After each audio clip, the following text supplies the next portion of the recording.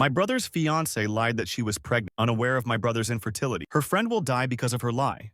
I grew up in a big family, the youngest by a wide margin, and for most of my life I watched my older siblings navigate adulthood with a sort of odd curiosity. My brother John was 10 years older, a difference that felt monumental when I was a little kid begging to tag along with him everywhere he went. By the time he was a teenager, I was still in elementary school, so our paths rarely crossed in the day-to-day sense. Still, I adored him. Whenever he came home from his part-time jobs, he would bring me small treats, a candy bar, or a silly postcard, and sometimes just the fact that he was paying attention to me felt like the best gift of all. Even our parents often said that if I ever needed someone to watch out for me, John was the person they trusted most. Of course, as I got older, that protective big brother stance softened into more of a friendly sibling dynamic. He taught me how to ride a bike, tried to show me how to play the guitar, shared a few secrets about the best ways to annoy our parents, and told me that no matter what, he'd always have my back. It was exactly the relationship I hoped, and for a long time I believed he was practically perfect, trustworthy, reliable, with a good head on his shoulders. I guess that's why what happened later threw me for such a loop. I never, in a million years, would have thought John was capable of the deception and heartbreak he ended up causing. When I was 22, I'd already gone to college for a couple of years and moved back home to figure out my next steps. John was 32 by that time, and he had been dating Jane, who was 30, for about 4 years. My parents liked her from the beginning, or at least they said they did, because they wanted my brother to settle down and have a family. Jane was quiet, respectful, and on the surface, always polite. She didn't speak much at family gatherings. We'd all be crowded in the living room or the backyard for a barbecue, and Jane would sit on the periphery with a mild smile and her hands folded in her lap. Sometimes my mother tried to draw her into conversations about recipes or local events, but Jane usually answered in short, clipped responses. I used to think it was shyness, or maybe she was just overwhelmed by our loud relatives. But looking back, I realized we never really knew her at all. John proposed to her after 3.5 years of dating.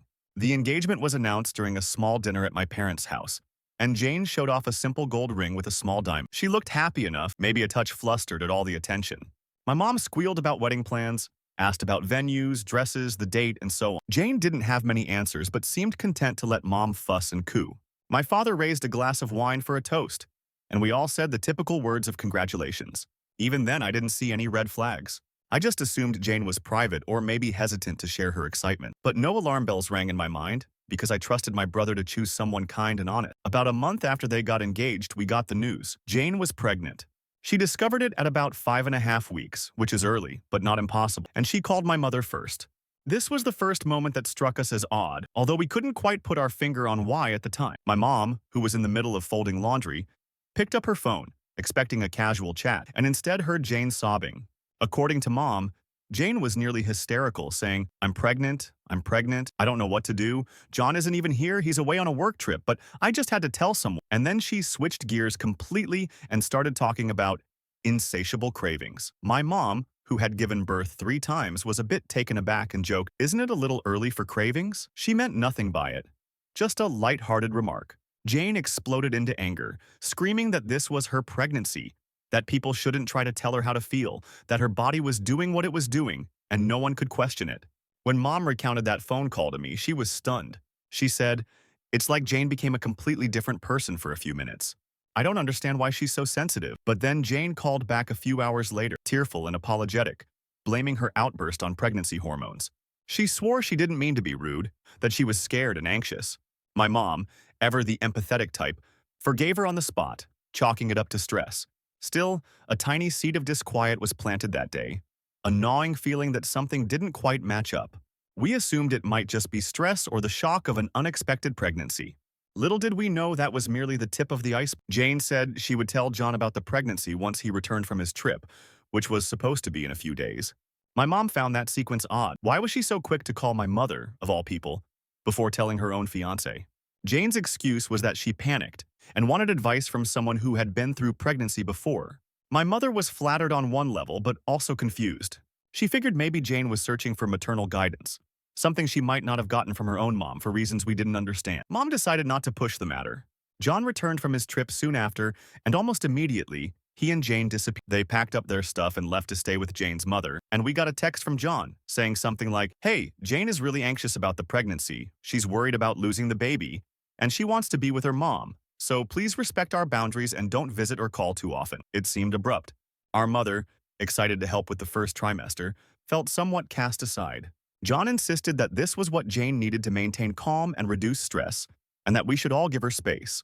He was always protective of her, but this time it felt like they were shutting us out completely. In the ensuing weeks, we tried to keep in touch. We would call or text John, asking how Jane was doing, how the baby was developing, whether they needed anything. His responses were always vague. He'd say, "Everything's fine," or "Jane's good, just taking it easy," or "She's got some cravings." Then he'd list off these bizarre cravings that sounded like they'd been ripped straight from an online article. Pickles with peanut butter, ice cream with hot sauce, cheddar cheese and honey. As soon as I heard those, I had this weird deja vu, like I'd read those exact combinations on a website about strange pregnancy cravings. The kicker, they were in the same order as the article I'd seen. It was the first time I felt a sense of unreality. Why would Jane be experiencing them in that exact sequence? I remember thinking that maybe it was just a strange coincidence, or maybe Jane had read the same article and was joking around. But it never felt like a joke. John relayed it so seriously, as though that was the truth. Months passed with this odd dynamic. No ultrasound pictures were ever shared, no updates on doctor's visits, no mention of how Jane's body was changing or how the baby was growing. My mother offered to come along for an ultrasound or help set up a baby shower, and John shut it down. He said Jane was too anxious to celebrate or have visitors. He would sometimes say, "Every pregnancy is different. She wants her privacy." We felt helpless.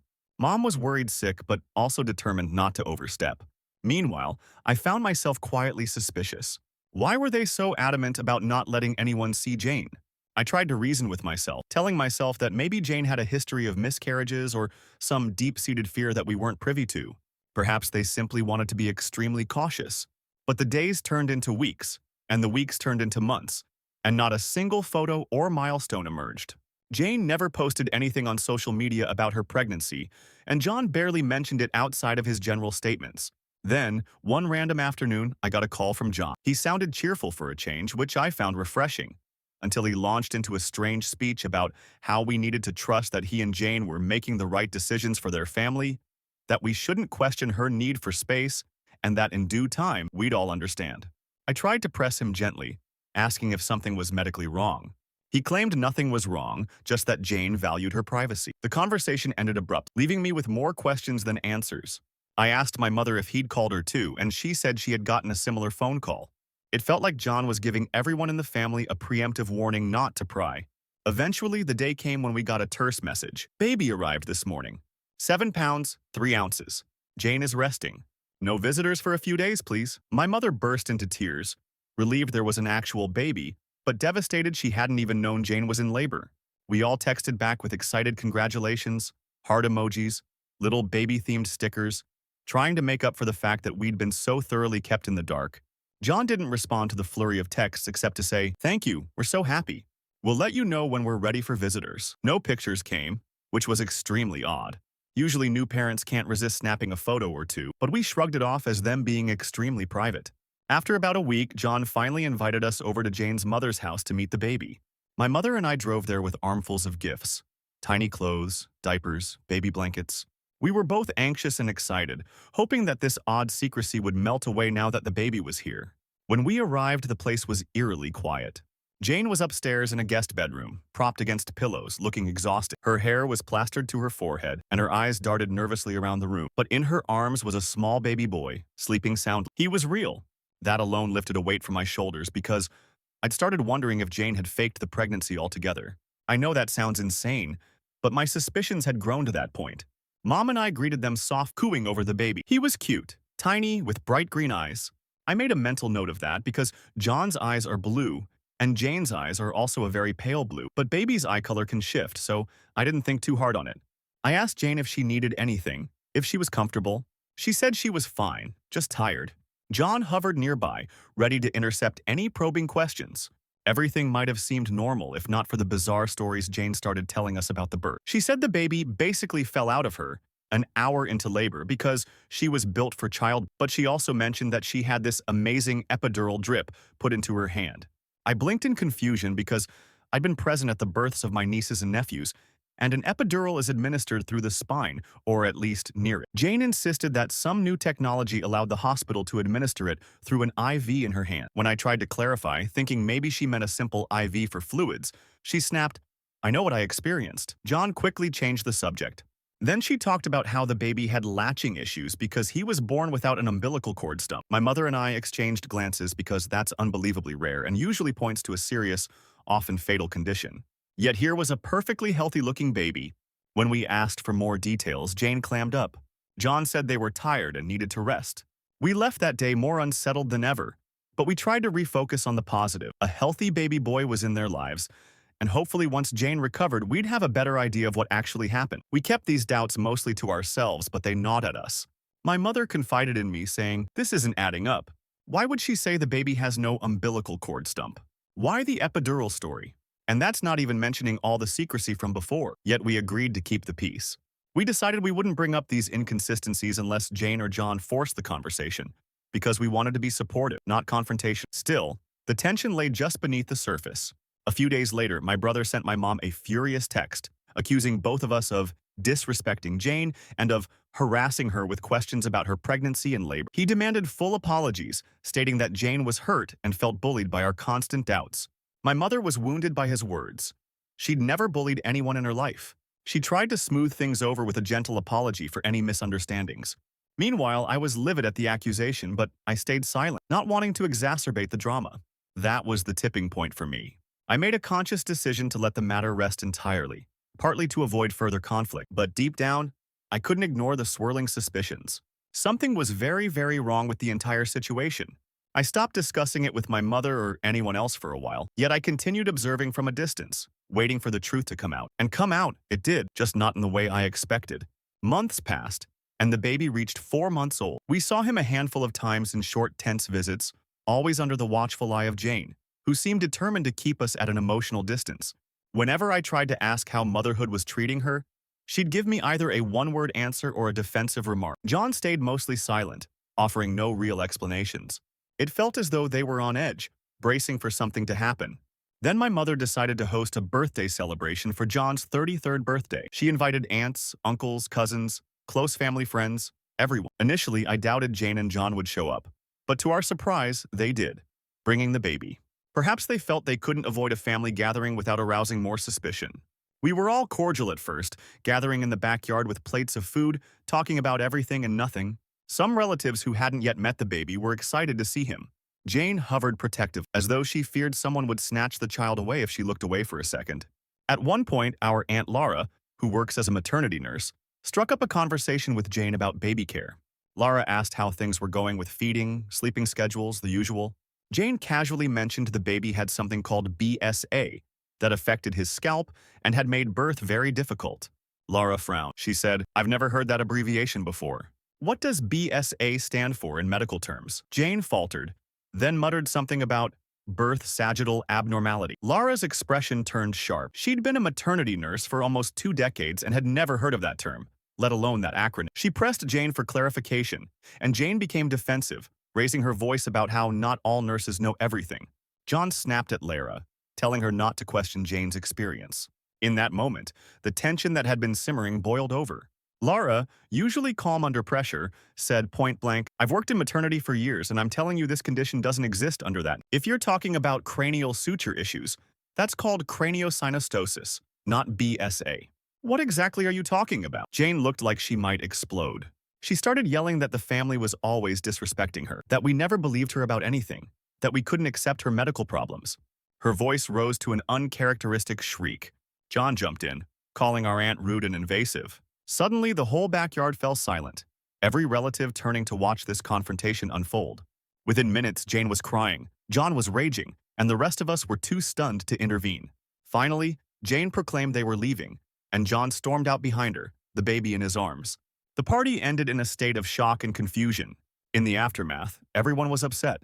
Some of the aunts and uncles were offended by Jane's behavior, while others worried about her mental health. My mother was devastated, but it was only a few days later that we learned the full truth, because the woman John had been having an affair with, a woman named Lucy, decided to come forward. She was the baby's biological mother. The baby Jane had been presenting as her own wasn't biologically hers at all. And that wasn't even the worst part. Lucy revealed that John had been cheating on Jane for about 6 months, up until Lucy discovered she was pregnant. Realizing the mess he was in, John panicked. He confessed to Jane about the affair when Lucy was already expecting. Instead of ending the relationship with John, Jane apparently agreed to a twisted plan. They would pay Lucy £25,000 to give up her baby to them, and then never contact the family again. Jane, in order to avoid admitting that John had cheated, decided to pretend she was pregnant. She told her own mother, who was in on the ruse, and moved in with her so no one else would see her presumably non-existent baby bump. That explained the secrecy, the bizarre meltdown about cravings, the refusal to provide any medical documentation. They intended to pass the baby off as Jane's child and keep the affair hidden forever. Lucy, who spoke limited English, felt pressured to sign a contract that was entirely in English without truly grasping all the legal implications of giving up her parental rights. She initially complied, thinking it was the only way forward, but as time passed, she regretted her decision. She missed her baby, felt she hadn't been fully informed, and was upset with John and Jane for effectively buying her child. Finally, she reached out to the authorities and filed a legal claim to regain custody. She also sought help from an organization that supported immigrant women. Word got back to our family through a series of phone calls and messages, and the story spread like wildfire. It was impossible to hide now. The baby's green eyes were a direct inheritance from Lucy, who also had green eyes rather than Jane's pale blue. So that tiny detail we noticed at the beginning turned out to be an enormous clue. Our entire family reeled from the revelation. John and Jane had orchestrated an elaborate hoax for months, lying repeatedly, shutting us out, spinning fairy tales about the birth because there had been no actual birth. The notion that Jane talked about an IV epidural in her hand, or a missing umbilical stump, or made up conditions like BSA, it was all part of the cover, attempting to appear knowledgeable about a pregnancy and labor experience that never occurred. They couldn't keep their stories straight, so they kept them vague or contradictory, hoping no one would press too hard. Chaos followed. Lucy was suing for full custody, claiming the adoption papers were signed under duress and that she never truly agreed to a permanent adoption. She believed she had been tricked due to her limited English. John and Jane found themselves trapped in a massive legal battle, facing potential accusations of fraud or at least unethical behavior. My mother was horrified, furious, and heartbroken all at once. She'd raised John to be a principled, caring man, but here he was having an affair, then trying to hide it, and ultimately roping the entire family into a web of deceit. When Lucy's legal battle became public knowledge, John tried to do damage control, calling our parents to deliver a sob story about how he panicked and never meant to hurt anyone. Jane tried to blame Lucy, claiming she had seduced John, or that Lucy was unfit to raise a baby. But none of it stuck. From everything we'd seen, Lucy was merely a woman who had been put in a desperate position. She might have considered giving the baby up for adoption in a more straightforward scenario, but being coerced to sign complex contracts in a language she barely spoke was unethical, to say the least. She had every right to challenge it in court. Our family divided in reaction. Some relatives refused to speak to John and Jane ever again, disgusted by the lengths of manipulation they used. Others felt compassion for them, claiming that love and fear can drive people to do desperate things. My mother tried to remain a voice of reason, though she was furious, telling John that while he was her son and she'd always love him, she couldn't condone what he'd done. My father was more silent, letting the shame and anger simmer beneath the surface. As for me, I oscillated between heartbreak and outrage. This was my big brother, the person I trusted so completely when I was young. I had always believed in his integrity. Now I saw him as a stranger who had orchestrated a massive lie. Part of me wanted to comfort him in his obvious panic. Part of me wanted to disown him entirely for hurting so many people. It came out that Jane was consumed by jealousy and fear of losing John if news of the affair got out. So she latched onto his plan. She decided that pretending to be pregnant was a brilliant solution. If everyone thought the baby was theirs biologically, they could skip the scandal and move on. Jane's mother was also complicit, allowing her daughter to stay hidden during those months, so no one would see that she didn't actually have a growing belly. Whenever people asked for updates, John and Jane spewed generic lines like, "Every pregnancy is different," "She's carrying small," or "We're just private people." The meltdown about cravings was Jane's attempt to appear convincingly pregnant, but it ended up drawing more suspicion than it resolved. As Lucy pursued custody, John was forced to undergo a paternity test, which of course confirmed he was the baby's father. However, Jane had zero biological connection, and with the fake pregnancy story unraveling, any adoption they had arranged was in serious legal jeopardy. The matter went to court. Lucy's lawyers argued she'd never been given proper legal counsel, never fully understood what she was signing, and was manipulated by John and Jane's money and threats of her potential deportation. John and Jane's lawyer tried to spin the story, painting Lucy as someone who was seeking attention or trying to extort more money. But the facts didn't lie. Lucy had, from the start, been in a vulnerable position. Seeing how thoroughly John and Jane had deceived their own family, it was easy for the court to believe they'd also deceived Lucy. The judge eventually declared the adoption, or attempted adoption, invalid, citing the lack of informed consent. Lucy was granted custody of her baby. John, as the biological father, would have the right to visitation and possibly a shared custody arrangement if Lucy agreed and if he proved he could provide a stable environment. Jane, who was not biologically related and had tried to commit adoption fraud, was left with no legal standing. She was effectively out of the picture in terms of parental rights. Watching this unfold was surreal. I sat in my childhood bedroom at my parents' house one afternoon, staring at the ceiling, remembering all the times John had been my hero.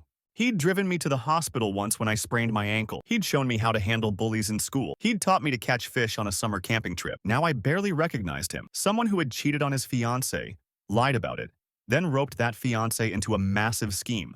And Jane, who was so quiet and polite, turned out to be capable of cold, manipulative planning. I wondered if I'd missed signs all along. For days, the phone rang nonstop. Relatives called to discuss the scandal, to express shock, to tell my mom they were thinking of her. Some vented their anger at John, claiming he'd tarnished the family's reputation. Others asked if Lucy was all right or if we had any way to contact her. My mother, who has a big heart, ended up reaching out to Lucy through an intermediary, apologizing for everything that happened. She explained that she had no idea about the scheme, that she felt terrible Lucy had been manipulated, and that she hoped Lucy and the baby were okay. Lucy responded by saying she appreciated the concern and that she believed John's family, by and large, were good people who'd been kept in the dark. My mom cried for hours after that conversation, relieved that Lucy didn't hold the entire family responsible for John and Jane's deception. As the legal case reached its conclusion, Lucy won. The judge formally recognized her right to mother her child. John was ordered to pay child support, and a schedule was drawn up so he could see his baby if Lucy agreed. Jane, of course, was livid. She accused Lucy of taking the baby away, ignoring the fact that Lucy was the baby's actual mother. She tried to maintain that she'd gone through a cryptic pregnancy that ended in stillbirth and that Lucy's child was merely adopted by them. But no one believed a word of it. Medical records, and a complete lack thereof, disproved anything Jane tried to say. My mother invited Lucy over one afternoon, wanting to meet the baby under honest circumstances. Lucy came, timid at first, but our mother's warm reception put her at ease.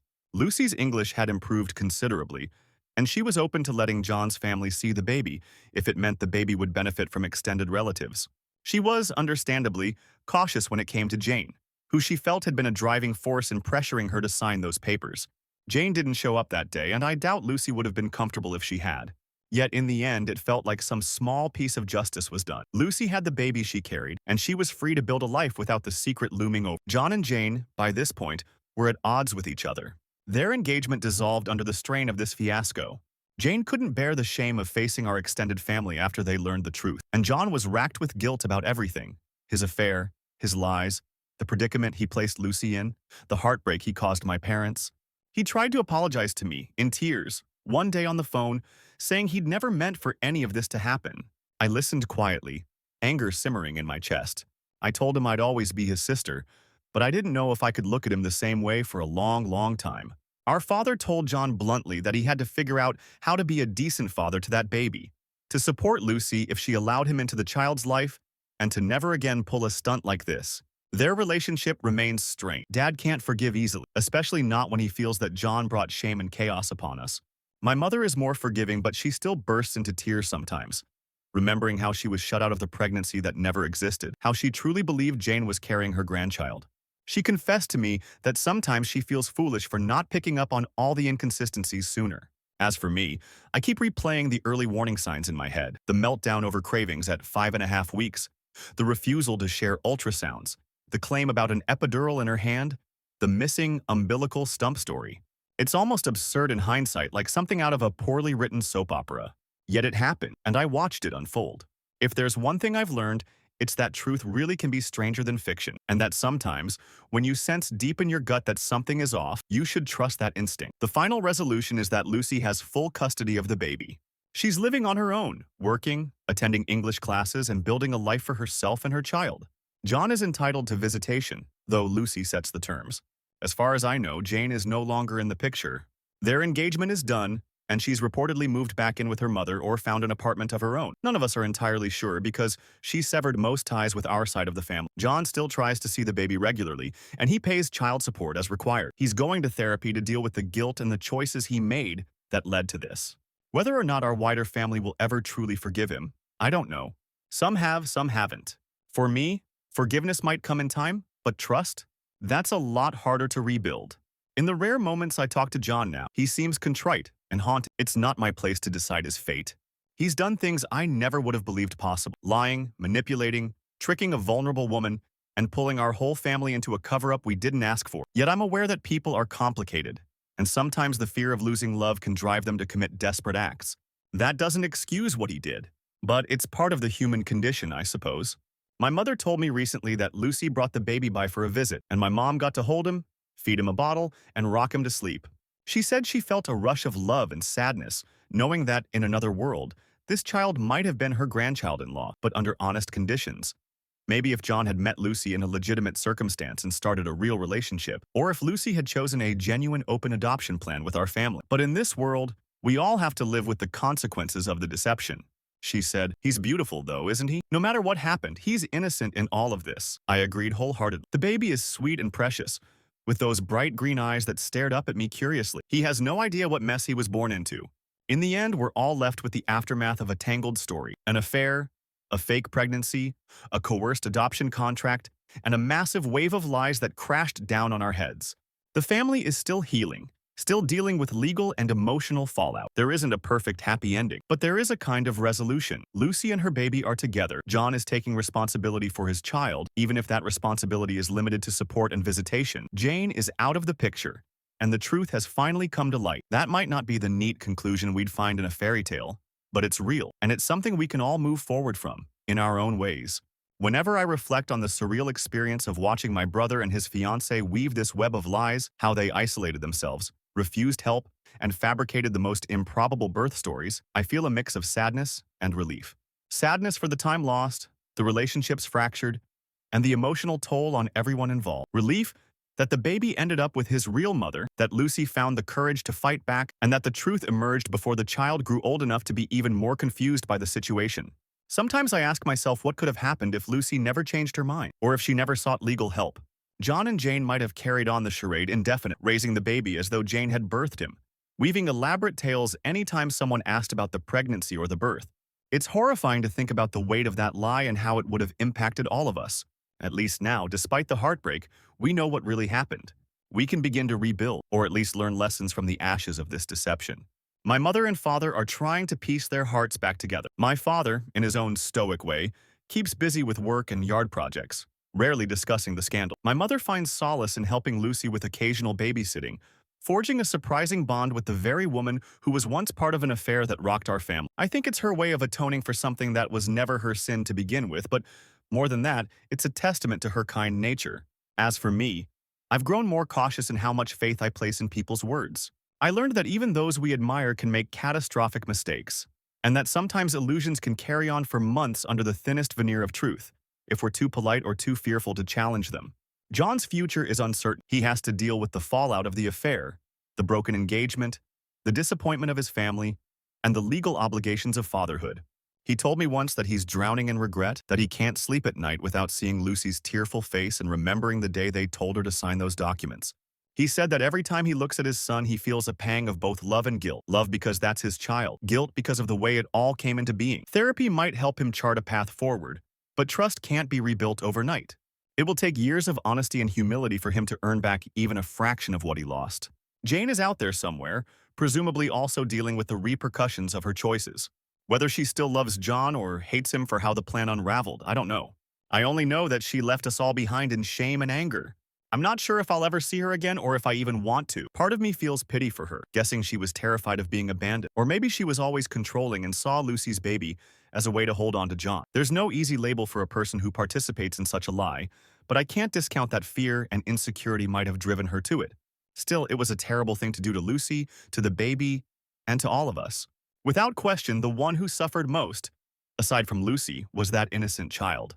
He was passed around like an object, the focal point of a secret and a lie, subjected to a parental tug-of-war in which one side was motivated by self-preservation and shame. Thankfully, at 4 months old, a baby can't fully internalize that chaos. Hopefully, as he grows, the details won't haunt him too much. Lucy plans to tell him the truth at an age-appropriate time if John remains in the picture. She told my mother she wants no more secrets, no more lies, because she refuses to have her child grow up in a shadow of deception. My mother wholeheartedly agreed. Sometimes, very late at night, I replay the early scenes in my mind. The phone call where Jane ranted about cravings at barely 6 weeks pregnant, the bizarre meltdown about the epidural, the stern text from John warning us to back off, and I realize how strongly they tried to push us away, all in service of a massive lie. It's like a cautionary tale about how far people will go to hide their mistakes. I still can't believe the lengths they took. But reality is often more astonishing than fiction.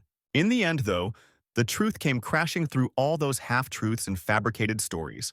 Lucy emerged as a mother determined to reclaim her baby, and that baby ended up right back in her arms, where he belonged. John was exposed. Jane's feigned pregnancy was revealed, and the swirl of confusion lifted, leaving us all to navigate the wreckage. It wasn't pretty, but at least it was honest. So here we are, living with the aftermath. The baby is now with Lucy, presumably thriving in a loving home. John is paying child support and trying to figure out fatherhood from the outside. Jane is gone from our family's life, though I suspect she might pop up in John's orbit from time to time, depending on whether they manage to salvage anything of their relationship. My mother has found a peculiar solace in making amends to Lucy, bringing her groceries or baby supplies, in part because that's the kind of nurturing person she's always been, and in part because she wants to ensure the baby is cared for. My father remains mostly silent, carrying his disappointment in his eyes. And me, I'm just trying to take it all in, to accept that the brother I loved so dearly is flawed in ways I never anticipated. The only saving grace is that no further harm came to the baby. He'll grow up under Lucy's care, hopefully shielded from the drama of his earliest months. And in this new reality, maybe our family can rebuild, or maybe we'll remain fractured. That part is unwritten. But at least I know now to trust my gut when something doesn't feel right. The doubts I had about Jane's pregnancy were well-founded, even if I was afraid to voice them too loudly at the time. The consequences of letting those doubts fester under the surface is that we, as a family, stumbled into a scandal we never saw coming. If there's a lesson in all of this, it might be that secrecy has a way of unraveling, no matter how clever the participants believe they are. The cost of deception is always paid in heartbreak, broken trust, and messy legal battles. And while it hurts to see John and Jane's downfall, it's far more painful to know Lucy and her baby had to endure a period of separation and turmoil. Yet, ironically, Lucy ended up receiving more compassion from my family than she might have guessed. We recognized that she was not the villain here. She was a mother tricked into surrendering her child. If anything, she was as much a victim of John and Jane's plan as we were, only her stakes were much higher, involving an actual human life. Now, when people ask me how my brother's doing or how the baby is, I have to take a deep breath and decide how much of the story I'm willing to share. Many old friends from high school or acquaintances of our family still don't know the truth. They only hear whispers that the engagement ended, that a custody dispute happened. Some approach me hesitantly, hoping for juicy details. I try to keep it minimal because it's already caused enough drama. I say something like, he's dealing with a lot and the baby's mother is raising him. Then I change the subject. On rare occasions, I let the whole story spill, but only if I trust the person not to run off and spread gossip. It's draining to recount the entire saga from start to finish. How Jane pretended to be pregnant, how my mother noticed the strange phone calls and contradictory stories, how John demanded apologies from us for doubting Jane, how Lucy came forward in the end, revealing the affair and the coerced adoption. It sounds so far-fetched that I sometimes wonder if I've wandered into someone else's life, but it happened to us. It's our family's reality now. When I close my eyes at night, sometimes I still see the look on Jane's face during that first bizarre phone call about cravings, or the expression of confusion on John's face when Aunt Laura cornered them about the baby's supposed condition. In those moments, everything crumbled. The illusions they'd spun disintegrated under even the slightest scrutiny from someone who knew better, like a medical professional. That's how flimsy their entire plan was, resting on the hope that no one would question them too carefully. If Lucy hadn't found the courage to fight for her baby, maybe they would have gotten away with it indefinitely, weaving more elaborate lies to cover up the cracks. But lies have a way of collapsing in on themselves, and that's exactly what happened. So, life goes on, changed, but still moving forward. John remains my brother, though a shadow hangs between us.